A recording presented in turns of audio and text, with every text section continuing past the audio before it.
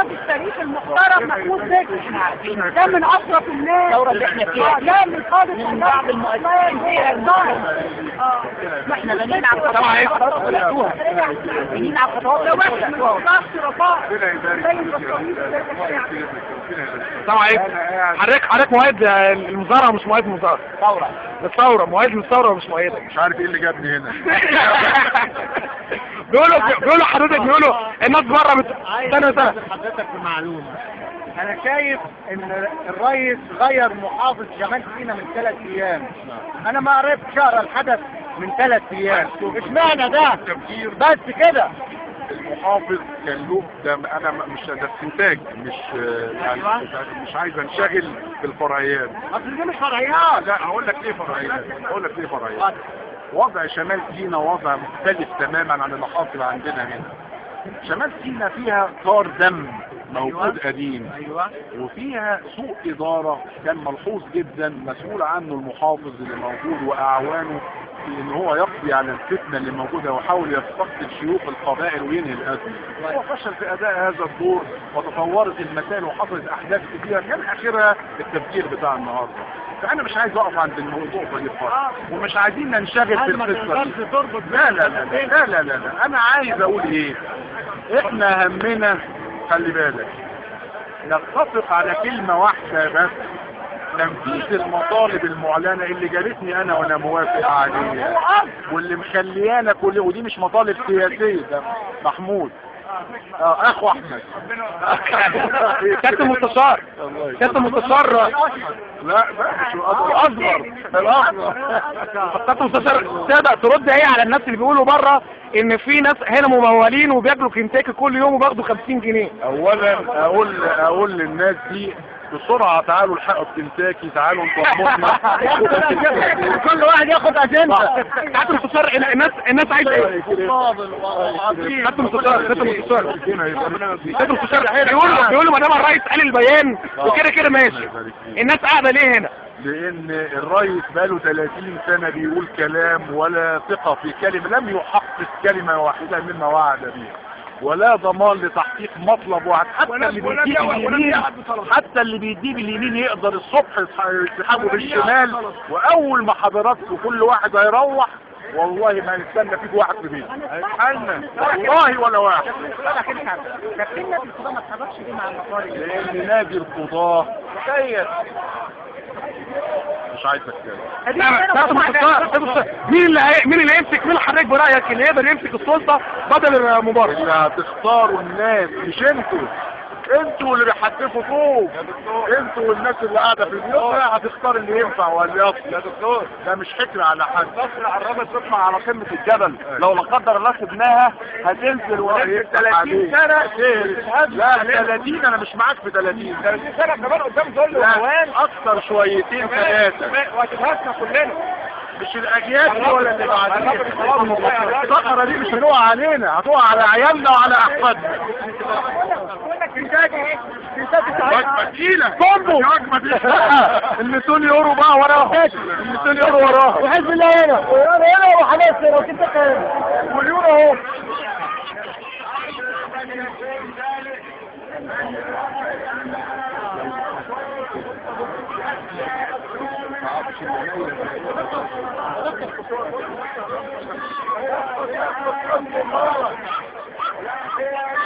انتم يبقى حسن المبارك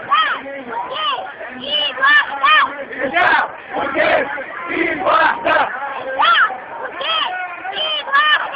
الشعب والجيش ايد واحدة يبقى حسن المبارك.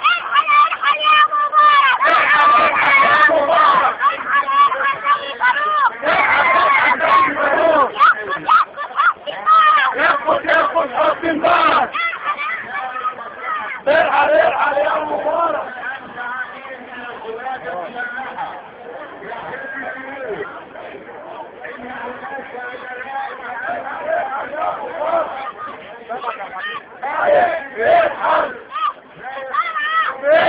بسرعة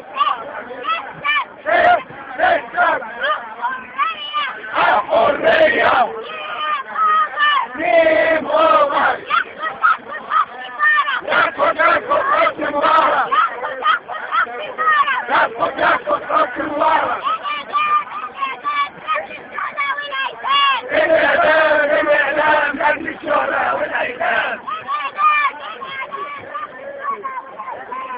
كنت عايز اسال حضرتك سؤال. انا نزل الكلام ده على اليوتيوب علشان وسائل الاعلام ما بتتقالش حاجه من الكلام ده، حتى من الحقيقه ولا عربيه ولا جزيره ولا التلفزيون المصري.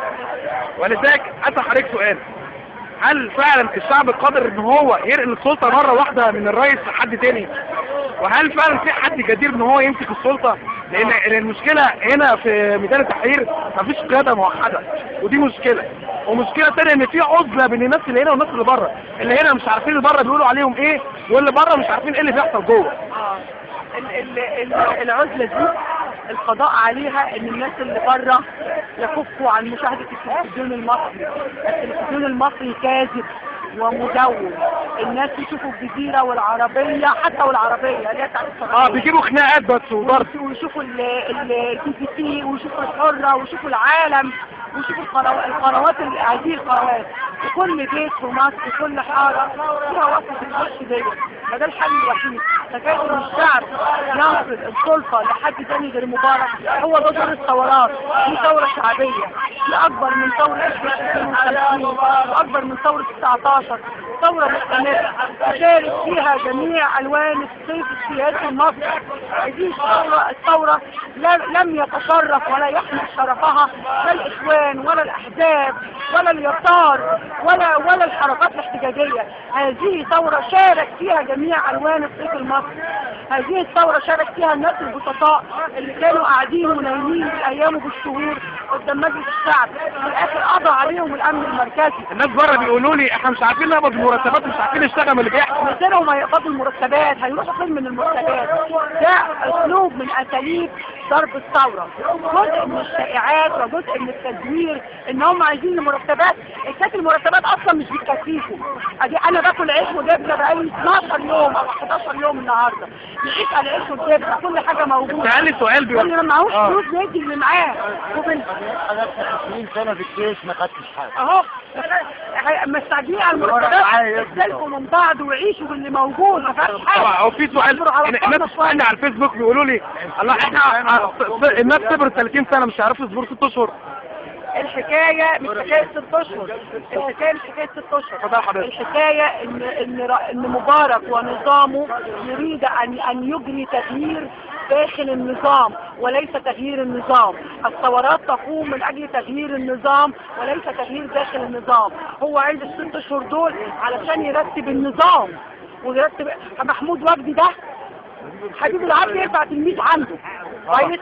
هو عايز يجري تغيير جوه النظام ويستمر النظام بكل اشخاصه وبكل سياساته. انت هنا موجود، انا موجود كثوره عشان اغير النظام وتتنقل مصر نقله ديمقراطيه حقيقيه، ونعرف نجيب الرئيس ونعرف نمشي الرئيس ونعرف نختار سياساتنا ونعرف ننتخب اعضاء مجلس الشعب ونعرف ننتخب رئيس النادي ونعرف ننتخب رئيس الجامعه. الاختيار يبقى ثقافه الشعب المصري. برأي حضرتك ايه الحل دلوقتي؟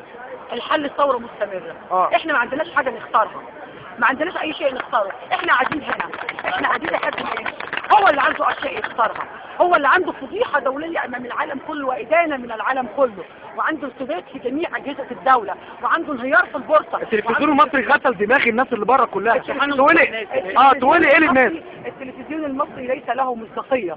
التلفزيون المصري محدش بيصدقه. من امتى بنصدق التلفزيون المصري؟ كل اللي يقولوا التلفزيون المصري يبقى العكس هو الصحيح. الناس بقى اللي عايزه تشوف التلفزيون المصري هي حرة، يفضلوا يحولوا البتاع ويفضلوا يشوفوا الجزيرة والTVC والعربية والحرة والعالم والمحطات الاخرى.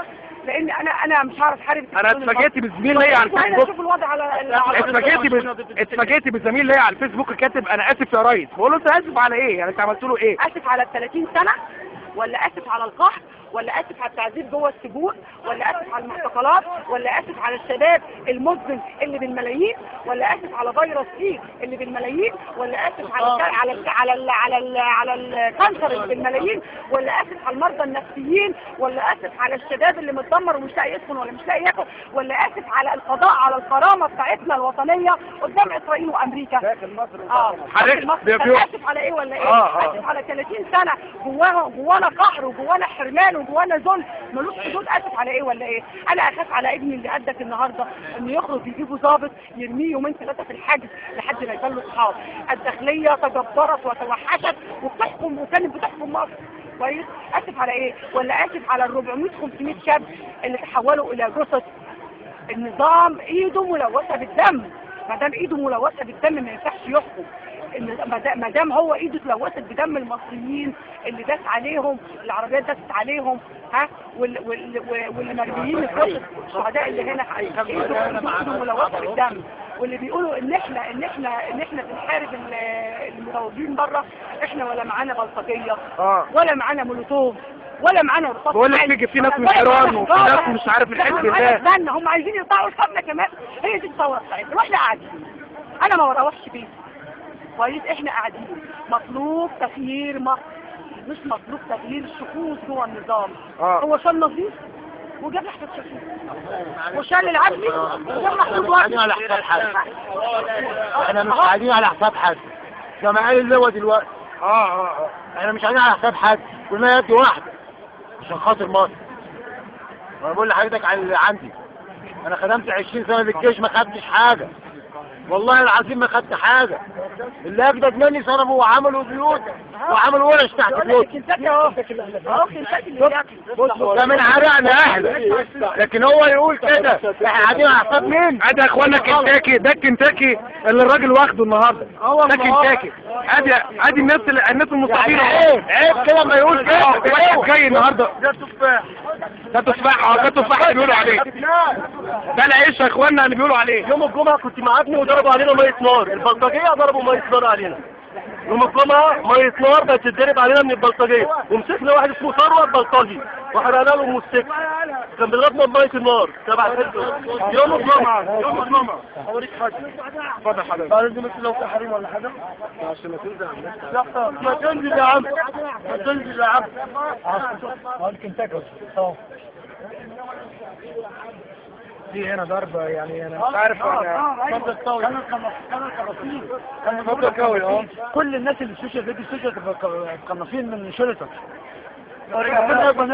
هو عم ده كله رجلية طوب رجلية برضه اي حاجة استخدموا معنا كل عايز تقول ايه للناس اللي بره؟ الناس اللي بره عايز اقول للناس اللي بره ثواني بس، اقول للناس اللي بره بطلوا خوف، بطلوا جبن، بطلوا حرام عليكم. كل واحد شهيد. ما اخر الشعب بيقول لك اللي بيدخل التحرير ما بيطلعش. لا عيب شوفوا انا اخوه هنا. اقول لحضرتك هنا من يوم الثلاث، انا واحد من الناس هنا من يوم الثلاث قعدنا نضرب ودخلنا جرحى. ثواني بس، دخلنا جرحى هنا الجامع هنا ماشي، بيضربوا علينا. بص دي ايديا على النعمة هنا احسن من بره. هو الكتاك اللي احنا صح. بص حضرتك، هم حربنا في 73، حربنا في 73 6 ساعات، هم حربونا 18 ساعة من 2 الظهر لحد الساعة 5 ثاني يوم الفجر. عايز اقول حاجة عايز اقول حاجة دلوقتي اللي هو وزير المخابرات المفروض يعرف كل حاجة صح؟ هل يا وزير المخابرات ما تعرفش ان في بلطجية جايين؟ يبقى انت ازاي اختصاصك وزير مخابرات؟ ازاي كنت بتحمي امان مصر؟ ازاي كنت بتحمينا؟ ابوك نزحها ولا رئيس المخابرات؟ ايه يعني؟ نزحها والله يا جماعة. كل الكلام ده هينزل على الفيسبوك وعلى اليوتيوب، في صفحة اسمها مصريين على الفيسبوك. كل الكلام ده هينزل يا اخوانا والله العظيم. باذن الله. حضرتك على حاجة كانوا بيضربونا هنا في الجوامع. ما يتقال الكلام ده في حقك وتقول لي ايه؟ وتقول لي ده انا فوجئت بالناس داخله والفلان داخله، وانت راجل ايه؟ وانت راجل كنت وزير مخابرات، يعني مش حاجه تستخبى عليك، مش حاجه تستخبى عليك. وبعدين يجي هو الناس بتسال سؤال، لو الرئيس مشي الناس دي هتفضل قاعده عشان فتح السور ماسك برضه ولا هيمسك الدوله؟ ما هو فتح السور الدستور بيقول ايه؟ النظام ده الدستور ده مفيش دستور. تمام عشان ما تنساش على الفيسبوك. ماشي تمام. القصه ان مفيش حاجه اسمها الدستور، الشعب فوق الدستور وده منصوص عليه في الدستور. تمام. اللي دارس قانون فاهم. انا دارس قانون، انا راجل كنت في جامعه ودارس قانون. الشعب فوق الدستور ده ما ينص عليه، وحسني مبارك يطبق عليه الدستور. حسني مبارك امر